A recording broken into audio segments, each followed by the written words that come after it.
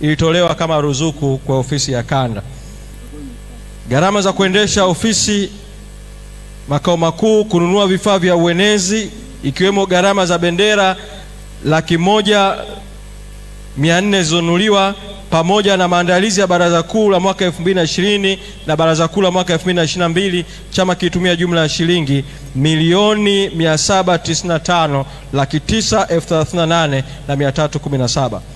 Mafunzo mbalimbali yaliyotolewa na huduma za kisheria na vikao vingine vya kikatiba nje ya vikao nilivyovitaja hapo juu, chama kilitumia shilingi 1,516,623,010 na shilingi 19 katika kipindi husika. Ukarabati wa ofisi na matengenezo ya magari na vifaa vya chama kilitumia jumla ya shilingi 1,268,046,074. Gharama za kibenki kwa kipindi chote hizo 1,060,000, na gharama nyinginezo zinazohusiana na financial transaction na huduma nyingine za kifedha shilingi 1,63,762,103. Jumla ya matumizi ni bilioni 14,124,945,371. Utaona tofauti kati ya gharama za matumizi na gharama za mapato kwa sababu ya factor ya depreciation, hiyo gharama ya uchakavu ambayo inakuwa kwenye mahesabu kwenye matumizi, lakini si fedha halisi ambayo ilitumika, bali ni fedha inayosabika kama imetengwa kama sehemu ya depreciation. Na katika kipindi hicho vile vile chama kinunua jengo kwa gharama ambazo nilikushastamka awali. Chama vile vile kinunua laptops and printer kwa ajili ya operation ya usajili wa wanachama zilizokuwa zinatumika kanda kwa kanda zikihamishwa. Kubwa wa ekari 109 lililopo mkoa wa Pwani, wilaya ya Kibaha, maarufu kama shamba la Soga. Katika kipindi hiki, kuhusu shamba hili na ardhi hii ambayo chama kinamiliki, tumefanikiwa kubadilisha matumizi ya eneo na kuwa ni kwa ajili ya ujenzi wa chuo cha chama pamoja na eneo la viwanda ili kuepuka ardhi hiyo kupotea. Aidha, tumefanikiwa katika kipindi hiki kupata ramani ya mipango miji juu ya ardhi hiyo. 2. Majengo ngazi ya taifa na kanda: Kinondoni majengo 2, Mikocheni majengo 3, Tabora 1, Babati mjini 1, Vibanda 52, Bukombe 1, Shinyanga 1. Aidha, yapo majengo mengine mbalimbali kwenye mikoa, wilaya, majimbo, kata, matawi na misingi ambayo yanamilikiwa na chama. Utaratibu wa kurasimisha umiliki wake uwe wa bodi ya wadhamini unaendelea, sababu ili asset ingie kwenye asset register manake lazima imilikiwe na board of trustees. Aidha, kuna maeneo ambayo wanachama na wapenzi na wadau wa chama walisaidia upatikanaji wa majengo, lakini hawajakabidhi bado hati hizo kwa chama. Tunamiliki magari 28, pikipiki 430 na viwanja vingine katika maeneo mbalimbali nje ya viwanja nilivyovitaja katika orodha hii. Utendaji wa mabaraza ya chama: 6.1 baraza la vijana. Katika kipindi hiki baraza la vijana liliondokewa na aliyekuwa katibu wake Nusrat Anja ambaye alifukuzwa wanachama. Maelezo yanaendelea. Baraza likaendelea kutekeleza majukumu yake, ikitekeleza operation ya kwanza kabisa baada ya kukabidhiwa operation ya katiba mpya. Baraza lilifanya operation mikoa ya Mwanza, Dar es Salaam, Kigoma, Katavi, Morogoro, Kagera na Geita. Operation hiyo ilikuwa na mafanikio na mwitiko mkubwa kwa baraza.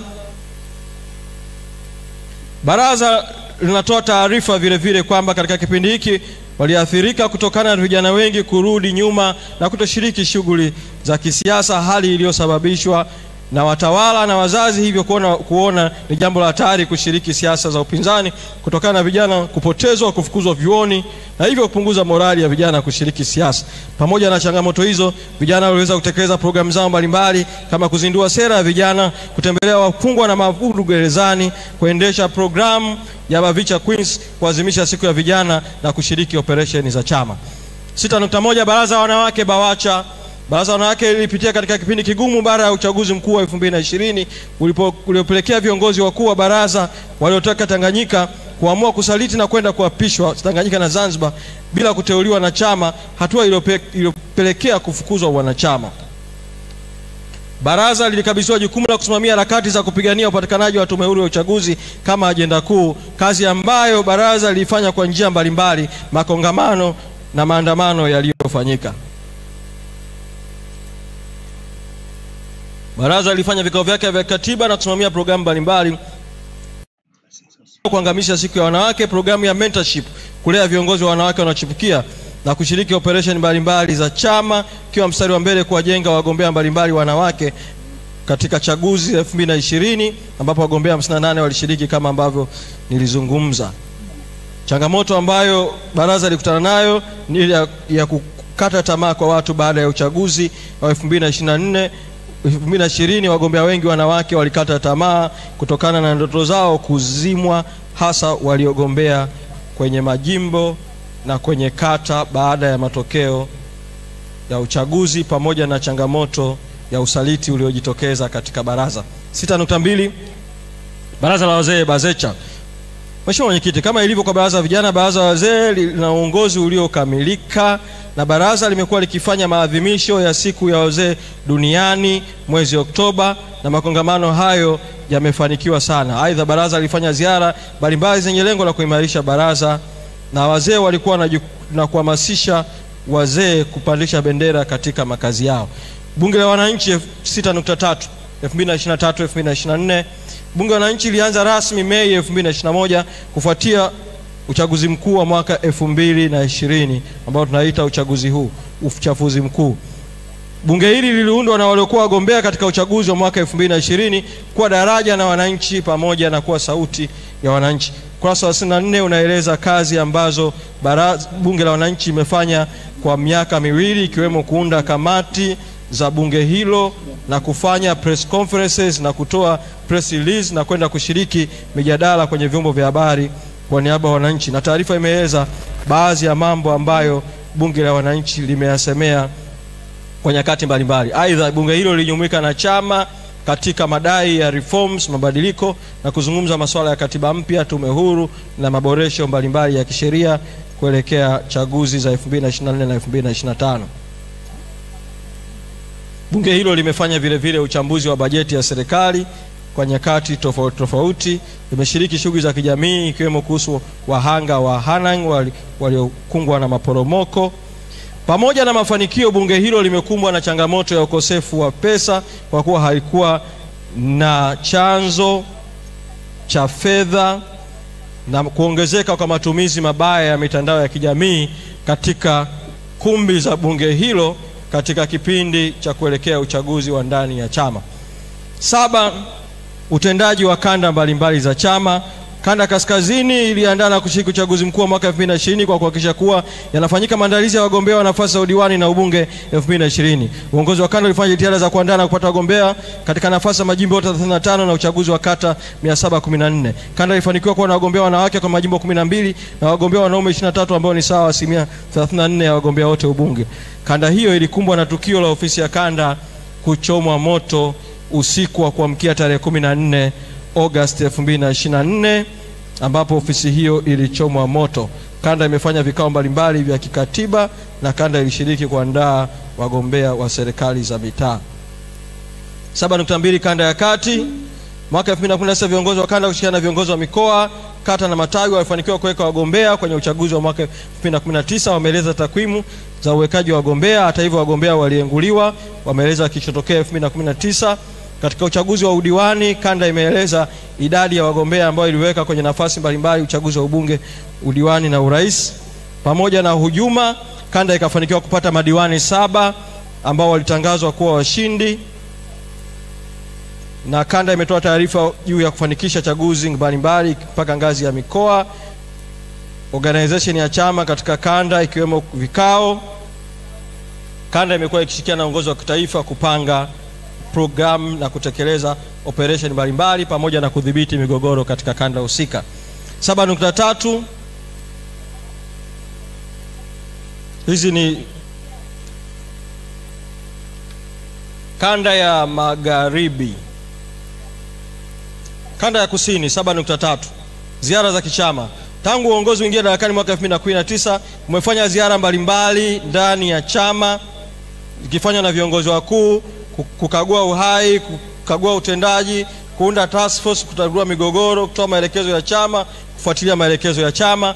Kanda vile vile imefanya Chadema ni msingi kama sehemu ya uchaguzi wa ndani ya chama, na wameeleza takwimu nini walifanya mwaka 2019. Uchaguzi mkuu wa mwaka 2020, kanda ya kusini imeeleza nini ambacho ilikifanya. Uchaguzi ndani ya chama, kanda ya kusini imeeleza namna ambavyo imefanya uchaguzi ngazi mbalimbali, na kanda ya kusini imeingiza katika ripoti kwa baraza kuu na hatimaye sasa kwa mkutano mkuu umiliki wa ardhi ulioko chini ya bodi ya wadhamini wa chama kufuatia waraka wa katibu mkuu namba 1 wa mwaka 2017, na wametaja maeneo mbalimbali ambayo wamepata viwanja na ardhi zinazomilikiwa na chama. Na kwa namna pekee kanda imepeleka taarifa kwa baraza kuu na hatimaye baraza kuu inapeleka taarifa kwa mkutano mkuu kutoa pongezi kwa watu ambao wametoa ardhi zao na viwanja vyao kwa ajili ya chama kwenye kanda ya kusini. 7.4 kanda ya magharibi, taarifa imeeleza kazi ambayo kanda ilifanya kuelekea uchaguzi wa serikali za mitaa na namna kujipanga. Taarifa kuhusu uchaguzi mkuu wa mwaka 2020 juu ya wagombea waliowekwa pamoja na hujuma. Kanda inatoa taarifa kwa mkutano mkuu kwamba jumla ya madiwani 14 walitangazwa kuwa washindi kwenye kanda hiyo ya magharibi. Aidha, kanda imeeleza taarifa kuhusu maandalizi ya uchaguzi wa serikali za mitaa na jumla ya wagombea ambao walisimamishwa. Kanda ya Nyasa, kanda imeeleza namna walivyosimamia uchaguzi mwaka 2019 wa ndani kama sehemu ya kujiandaa na uchaguzi wa serikali za mitaa na malengo yao kuhusu ushiriki kwenye uchaguzi wa mwaka 2020 na changamoto walizokumbana nazo na kiwango cha idadi ya mitaa ambayo walipata kwenye uchaguzi wa mwaka 2024. 7.5 kanda ya Pemba, viongozi walishirikiana. Taarifa inatolewa juu ya uchaguzi kufanyika kwenye kanda ya Pemba, vikao walivyokaa, idadi ya vikao vya secretariat, idadi ya vikao vya kanda na idadi ya vikao vya wakuu wa kanda, na utaratibu ambao kanda ya Pemba iliufanya wa kufanya mafunzo kwa viongozi katika kanda ya Pemba kwenye ngazi mbalimbali.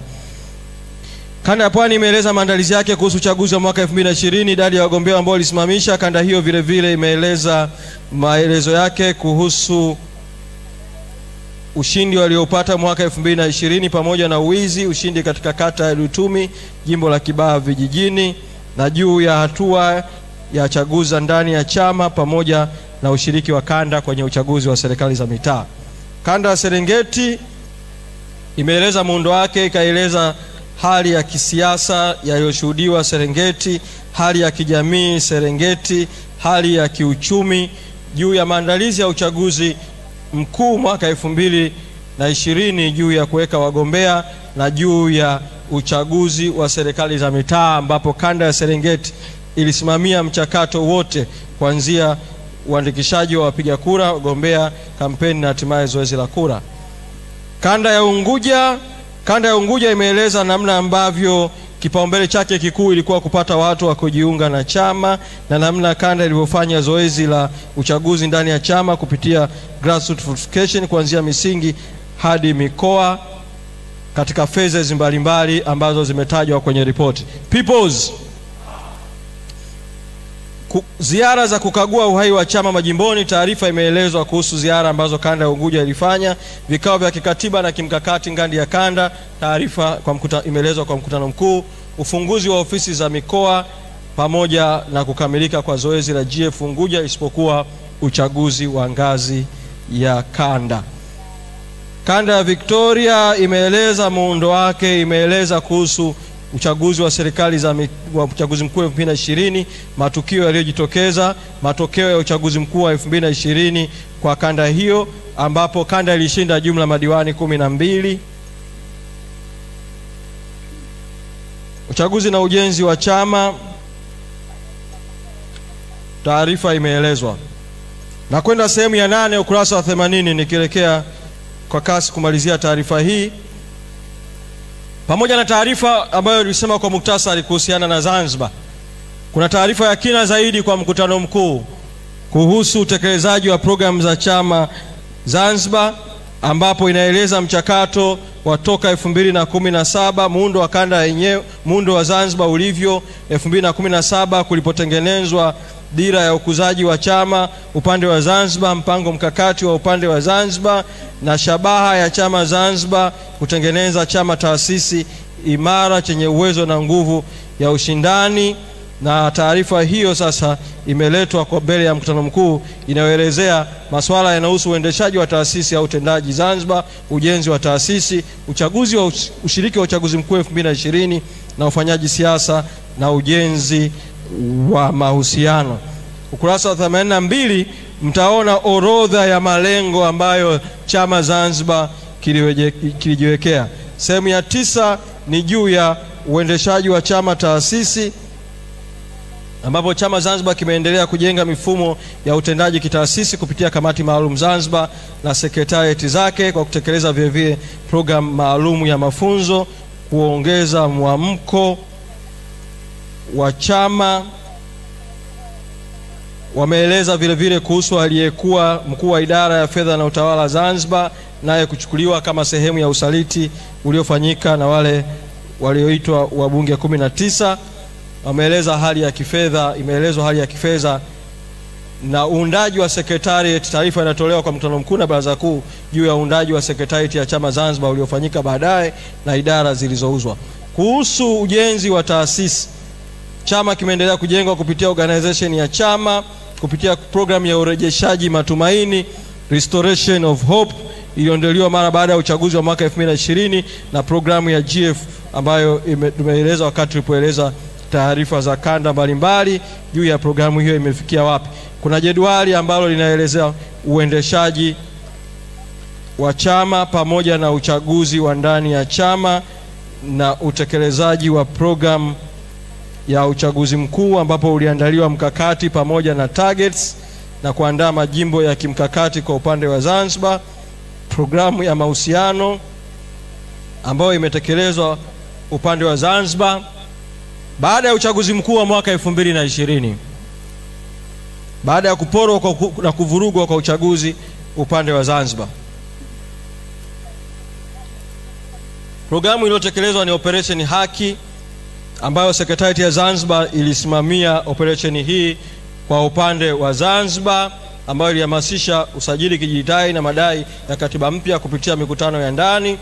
Sehemu ya pili ni uchaguzi wa mwaka 2020, ambapo taarifa ya ukurasa wa 91 imeeleza maandalizi ya ilani yaliyofanyika upande wa Zanzibar, mchakato wa kuwapata wagombea upande wa Zanzibar, mchakato katika tume ya uchaguzi yaliyotokea tarehe Oktoba 20 upande wa Zanzibar yaliyosababishwa na upigaji kura wa siku 2, na imeeleza mazingira mabovu ya kiuchaguzi yaliyokuwa Zanzibar ambayo hayakuwa huru na haki, yaliyotajwa juu ya uhuru wa tume, kukwama kwa serikali ya umoja wa kitaifa, mabadiliko ya sheria ambayo yalivuruga kuandikishwa upya kwa daftari, chama kukosa uwezo wa kutosha wa kushiriki kwenye chaguzi kwa asilimia inayokusudiwa, na ukosefu wa nyenzo na kutokamilika kwa organization ya chama.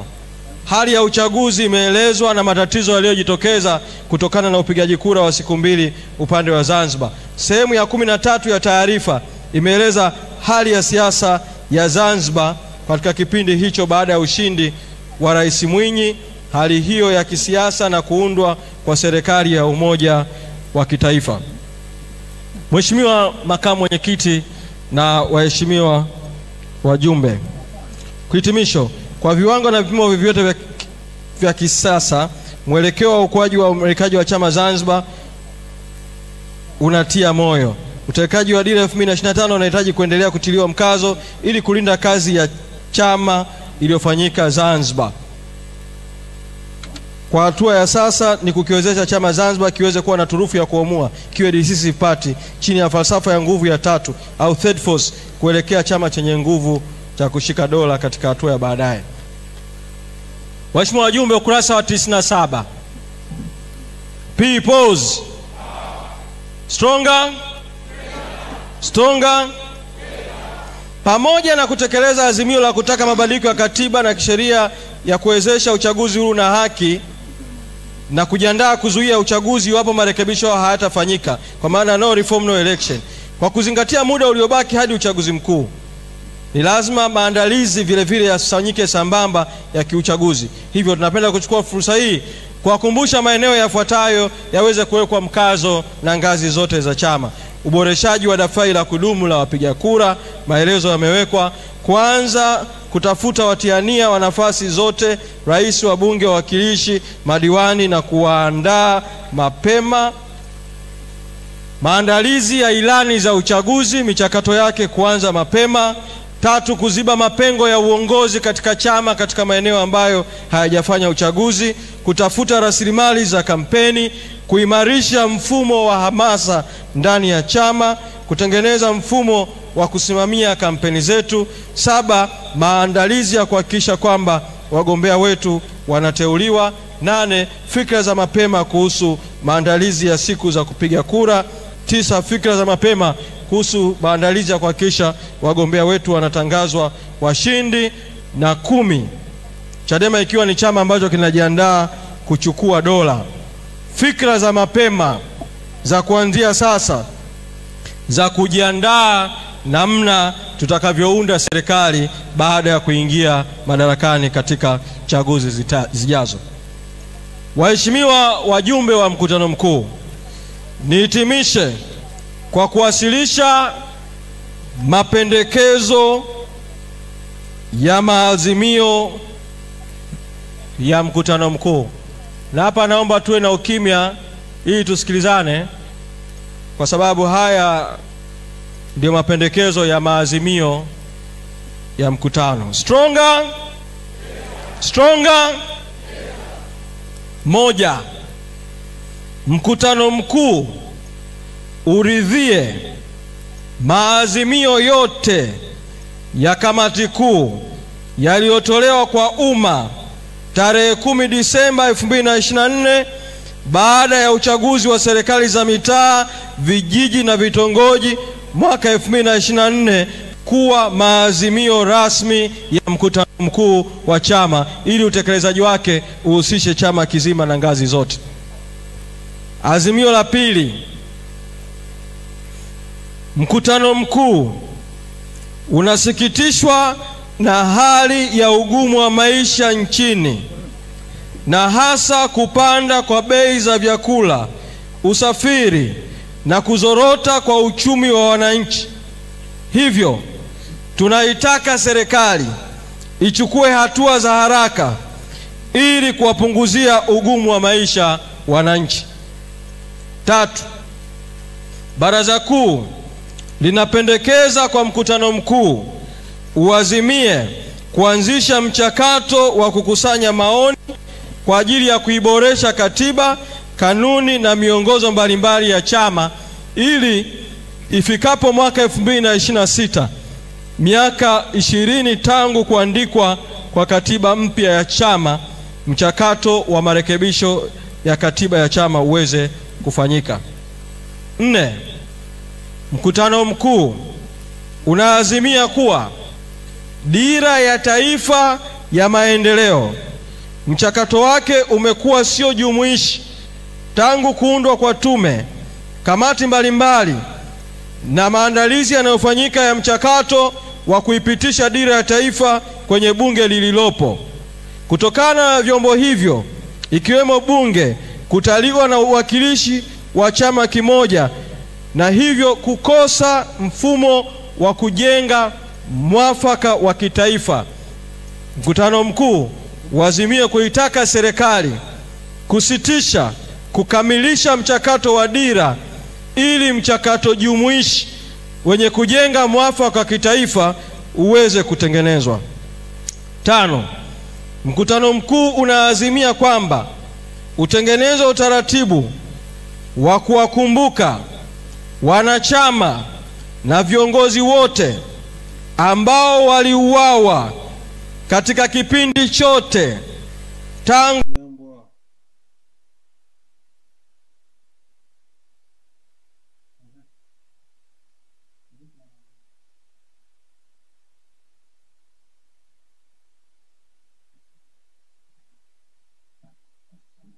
connection ni shading. Into connection.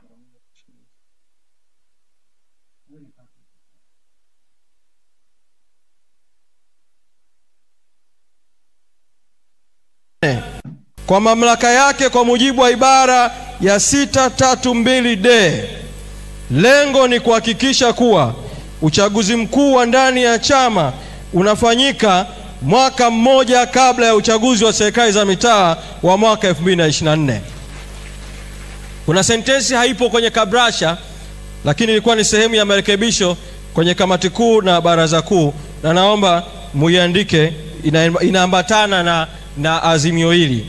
Aidha, mkutano mkuu unazielekeza ngazi zote za chini za chama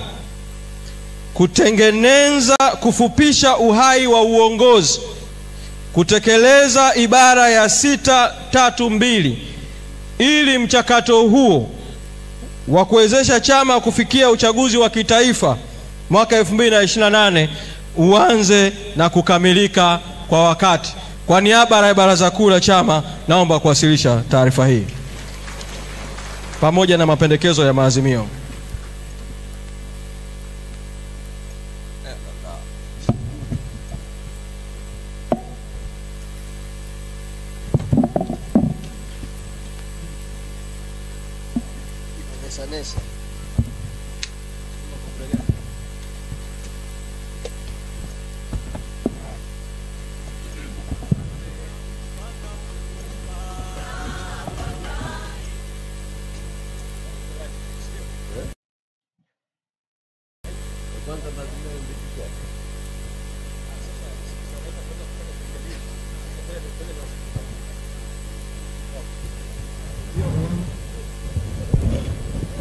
Peoples.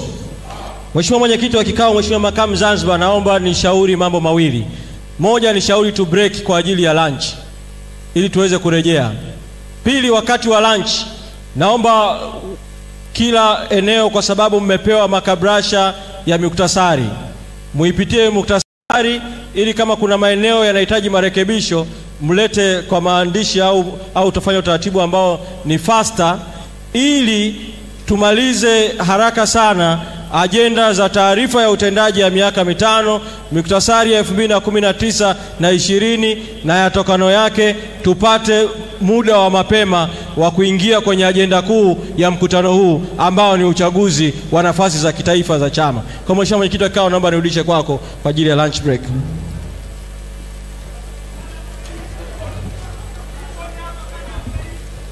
Waheshimiwa wajumbe, Peoples. Waheshimiwa wajumbe, niwashukuru kwa kuvumilia na kumsikiliza katibu mkuu.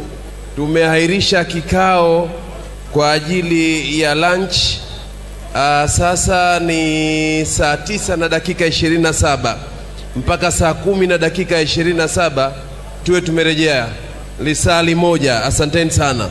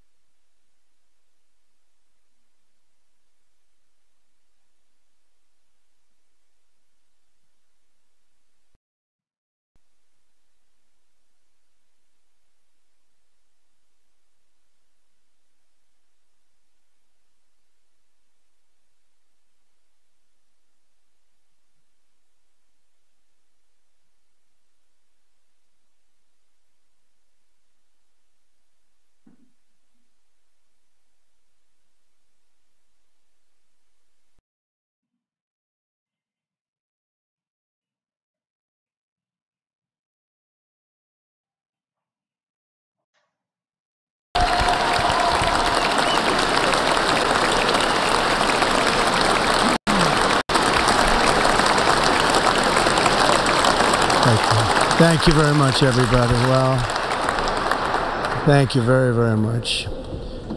Vice President Vance, Speaker Johnson, Senator Thune, Chief Justice Roberts, Justices of the United States Supreme Court, President Clinton, President Bush, President Obama, President Biden, Vice President Harris, and my fellow citizens. The golden age of America begins right now.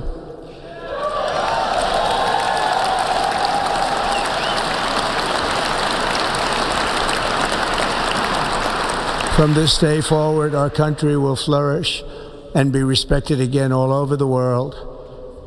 We will be the envy of every nation, and we will not allow ourselves to be taken advantage of any longer. During every single day of the Trump administration, I will very simply put America first.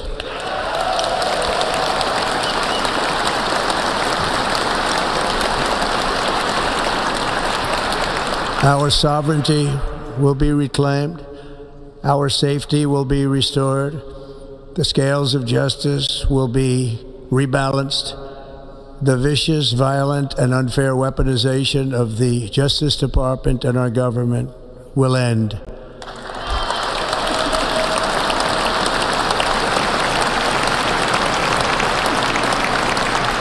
And our top priority will be to create a nation that is proud, prosperous, and free.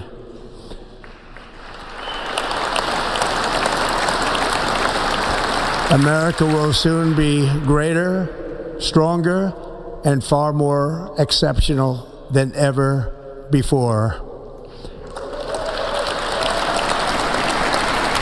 I return to the presidency confident and optimistic that we are at the start of a thrilling new era of national success. A tide of change is sweeping the country. Sunlight is pouring over the entire world. And America has the chance to seize this opportunity like never before. But first, we must be honest about the challenges we face. While they are plentiful, they will be annihilated by this great momentum that the world is now witnessing in the United States of America. As we gather today, our government confronts a crisis of trust. For many years, a radical and corrupt establishment has extracted power and wealth from our citizens while the pillars of our society lay broken and seemingly in complete disrepair. We now have a government that cannot manage even a simple crisis at home, while at the same time stumbling into a continuing catalog of catastrophic events abroad. It fails to protect our magnificent, law-abiding American citizens, but provides sanctuary and protection for dangerous criminals, many from prisons and mental institutions that have illegally entered our country from all over the world. We have a government that has given unlimited funding to the defense of foreign borders, but refuses to defend American borders or, more importantly, its own people. Our country can no longer deliver basic services in times of emergency, as recently shown by the wonderful people of North Carolina, been treated so badly.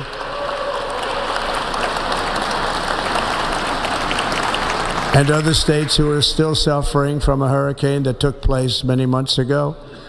Or more recently, Los Angeles, where we're watching fires still tragically burn from weeks ago without even a token of defense. They're raging through the houses and communities, even affecting some of the wealthiest and most powerful individuals in our country, some of whom are sitting here right now. They don't have a home any longer. That's interesting. But we can't let this happen. Everyone is unable to do anything about it. That's going to change. We have a public health system that does not deliver in times of disaster, yet more money is spent on it than any country anywhere in the world. And we have an education system that teaches our children to be ashamed of themselves in many cases, to hate our country despite the love that we try so desperately to provide to them. All of this will change starting today, and it will change very quickly.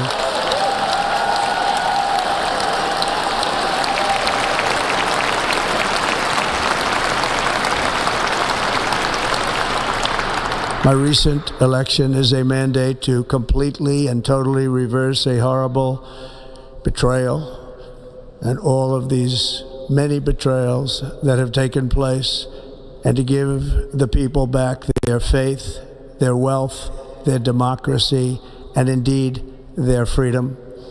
From this moment on, America's decline is over.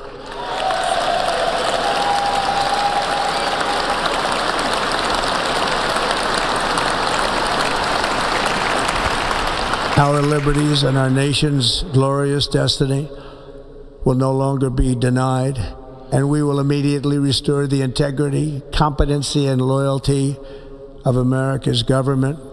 Over the past 8 years, I have been tested and challenged more than any president in our 250-year history, and I've learned a lot along the way. The journey to reclaim our republic has not been an easy one, that I can tell you.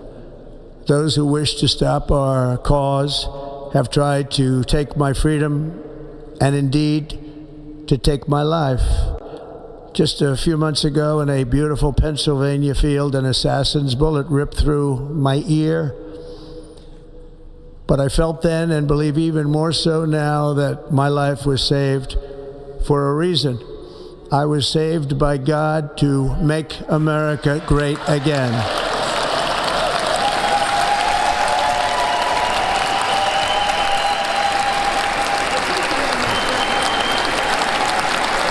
Thank you. Thank you.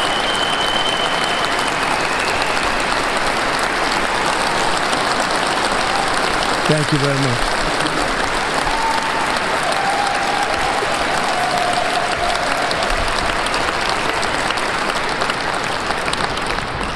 That is why each day under our administration of American patriots, we will be working to meet every crisis with dignity and power and strength. We will move with purpose and speed to bring back hope, prosperity, safety, and peace for citizens of every race, religion, color, and creed.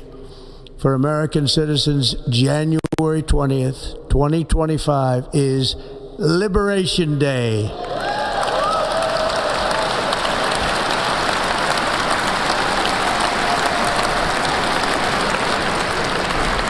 It is my hope that our recent presidential election will be remembered as the greatest and most consequential election in the history of our country. As our victory showed, the entire nation is rapidly unifying behind our agenda with dramatic increases in support from virtually every element of our society, young and old, men and women, African Americans, Hispanic Americans, Asian Americans, urban, suburban, rural, and very importantly, we had a powerful win in all 7 swing states, and the popular vote, we won by millions of people. To the Black and Hispanic communities, I want to thank you for the tremendous outpouring of love and trust that you have shown me with your vote. We set records, and I will not forget it. I've heard your voices in the campaign, and I look forward to working with you in the years to come. Today is Martin Luther King Day, and his honor, this will be a great honor, but in his honor we will strive together to make his dream a reality. We will make his dream come true.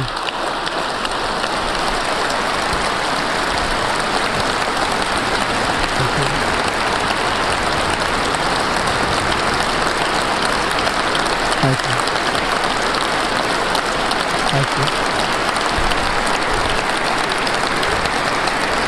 you. National unity is now returning to America, and confidence and pride is soaring like never before.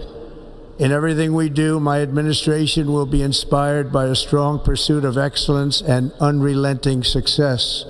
We will not forget our country. We will not forget our Constitution, and we will not forget our God. Can't do that.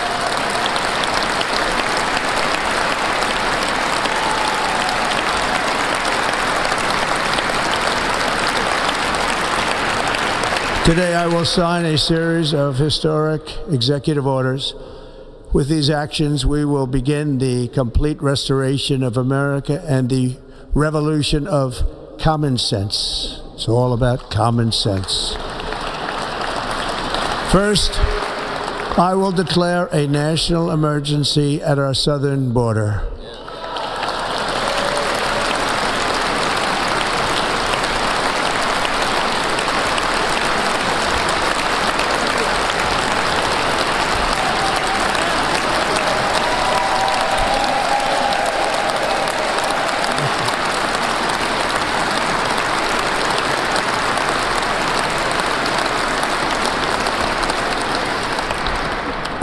Illegal entry will immediately be halted, and we will begin the process of returning millions and millions of criminal aliens back to the places from which they came. We will reinstate my Remain in Mexico policy.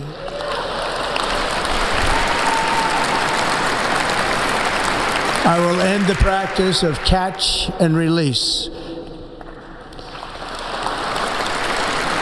And I will send troops to the southern border to repel the disastrous invasion of our country.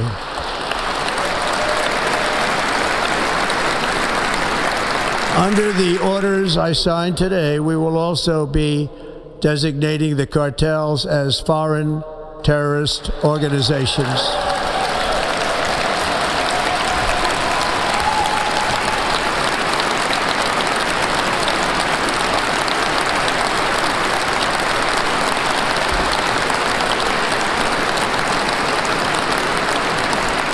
And by invoking the Alien Enemies Act of 1798, I will direct our government to use the full and immense power of federal and state law enforcement to eliminate the presence of all foreign gangs and criminal networks, bringing devastating crime to U.S. soil, including our cities and inner cities.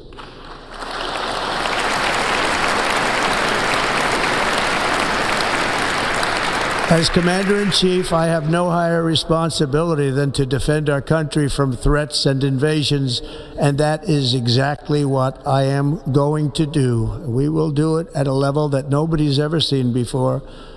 Next, I will direct all members of my cabinet to marshal the vast powers at their disposal to defeat what was record inflation and rapidly bring down costs and prices.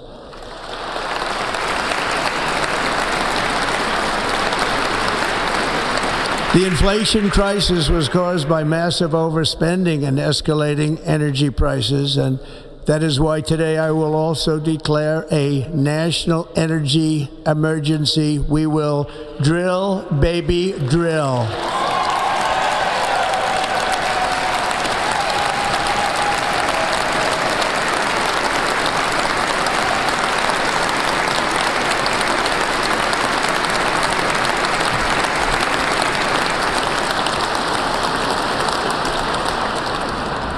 America will be a manufacturing nation once again, and we have something that no other manufacturing nation will ever have, the largest amount of oil and gas of any country on earth, and we are going to use it.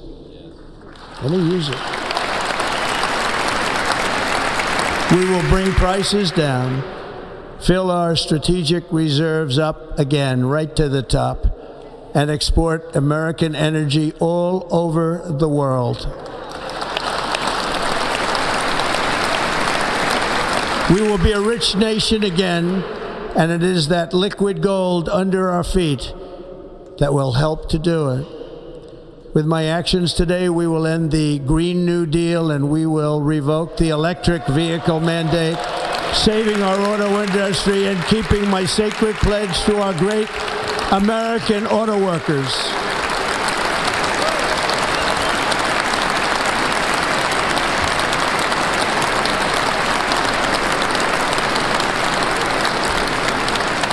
In other words, you'll be able to buy the car of your choice.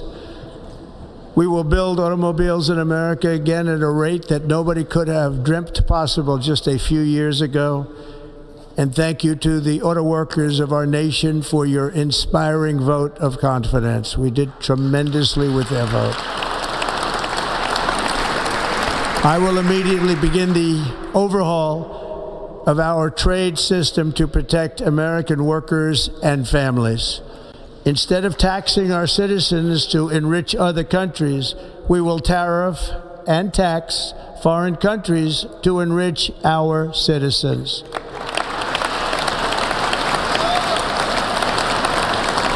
For this purpose, we are establishing the External Revenue Service to collect all tariffs, duties, and revenues. It will be massive amounts of money pouring into our treasury, coming from foreign sources. The American dream will soon be back and thriving like never before.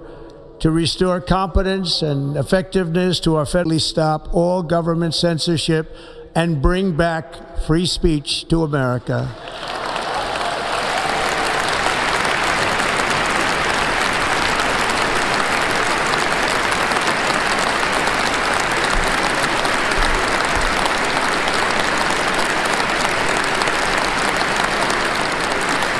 Never again will the immense power of the state be weaponized to persecute political opponents. Something I know something about. We will not allow that to happen. It will not happen again. Under my leadership, we will restore fair, equal, and impartial justice under the constitutional rule of law.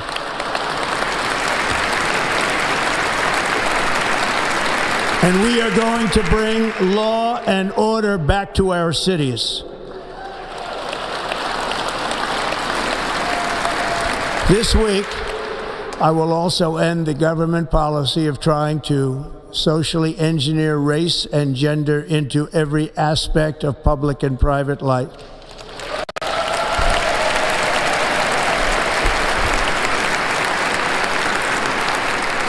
We will forge a society that is colorblind and merit-based.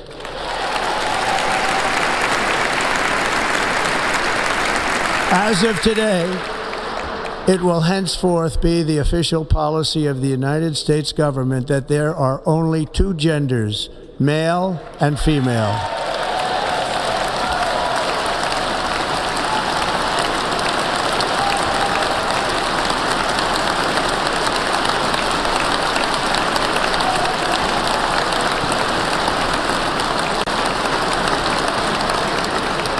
This week, I will reinstate any service members who were unjustly expelled from our military for objecting to the COVID vaccine mandate with full back pay.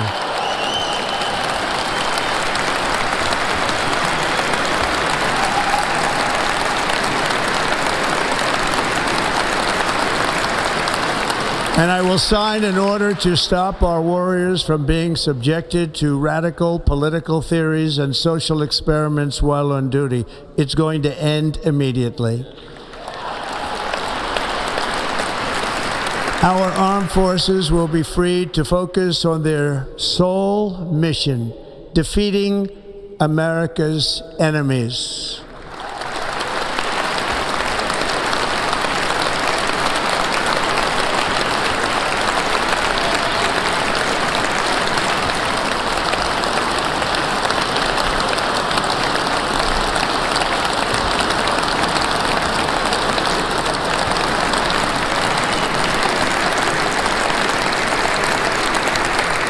Like in 2017, we will again build the strongest military the world has ever seen. We will measure our success not only by the battles we win, but also by the wars that we end, and perhaps most importantly, the wars we never get into.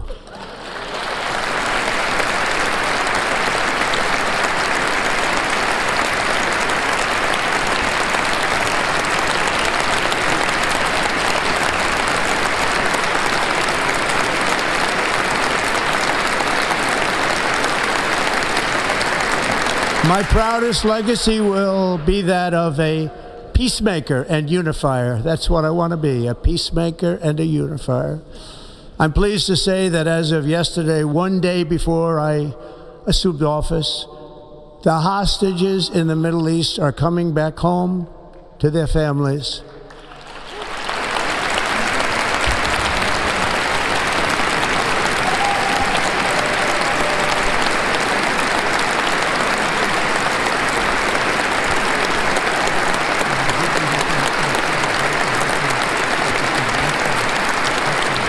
Thank you.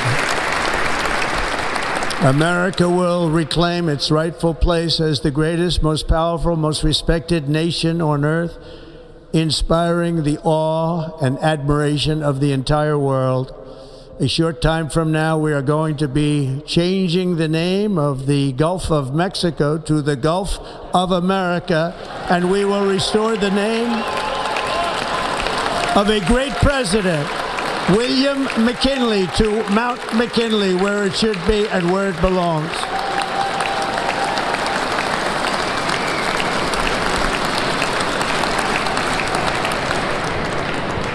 President McKinley made our country very rich through tariffs and through talent. He was a natural businessman and gave Teddy Roosevelt the money for many of the great things he did, including the Panama Canal, which has foolishly been given to the country of Panama after the United States. The United States, I mean, think of this, spent more money than ever spent on a project before and lost 38,000 lives in the building of the Panama Canal. We have been treated very badly from this foolish gift that should have never been made, and Panama's promise to us has been broken. The purpose of our deal and the spirit of our treaty has been totally violated. American ships are being severely overcharged and not treated fairly in any way, shape, or form, and that includes the United States Navy. And above all, China is operating the Panama Canal, and we didn't give it to China, we gave it to Panama, and we're taking it back.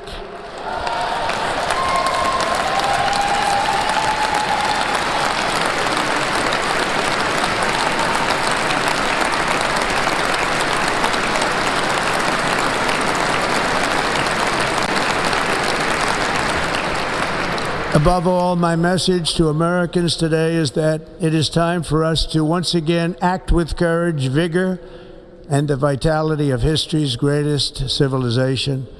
So as we liberate our nation, we will lead it to new heights of victory and success. We will not be deterred. Together we will end the chronic disease epidemic and keep our children safe, healthy, and disease-free.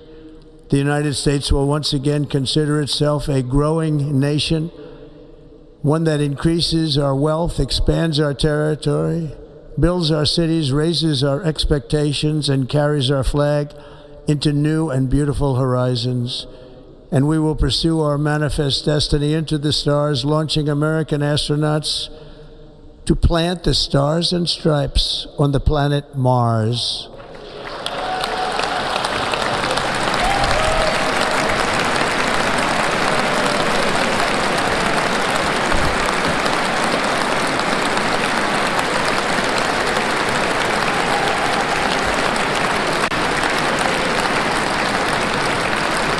Ambition is the lifeblood of a great nation, and right now our nation is more ambitious than any other. There's no nation like our nation. Americans are explorers, builders, innovators, entrepreneurs, and pioneers. The spirit of the frontier is written into our hearts. The call of the next great adventure resounds from within our souls. Our American ancestors turned a small group of colonies on the edge of a vast continent into a mighty republic of the most extraordinary citizens on earth. No one comes close. Americans pushed thousands of miles through a rugged land of untamed wilderness. They crossed deserts, scaled mountains, braved untold dangers, won the Wild West, ended slavery, rescued millions from tyranny, lifted billions from poverty, harnessed electricity, split the atom, launched mankind into the heavens, and put the universe of human knowledge into the palm of the human hand. If we work together, there is nothing we cannot do and no dream we cannot achieve. Many people thought it was impossible for me to stage such a historic political comeback. But as you see today, here I am. The American people have spoken.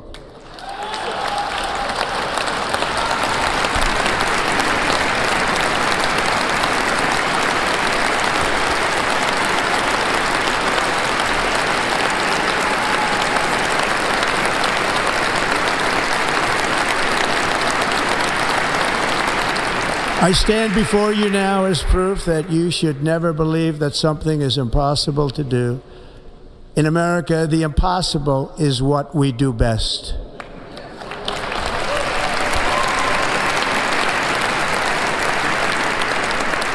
From New York to Los Angeles, from Philadelphia to Phoenix, from Chicago to Miami, from Houston to right here in Washington, D.C., our country was forged and built by the generations of patriots who gave everything they had for our rights and for our freedom.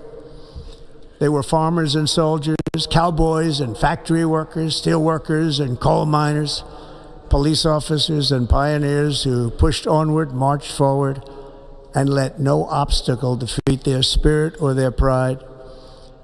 Together they laid down the railroads, raised up the skyscrapers, built great highways, won 2 world wars, defeated fascism and communism, and triumphed over every single challenge that they faced.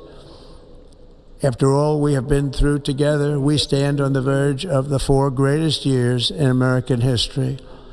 With your help, we will restore America promise and we will rebuild the nation that we love, and we love it so much. We are one people, one family, and one glorious nation under God. So to every parent who dreams for their child, and every child who dreams for their future, I am with you, I will fight for you, and I will win for you. We are going to win like never before.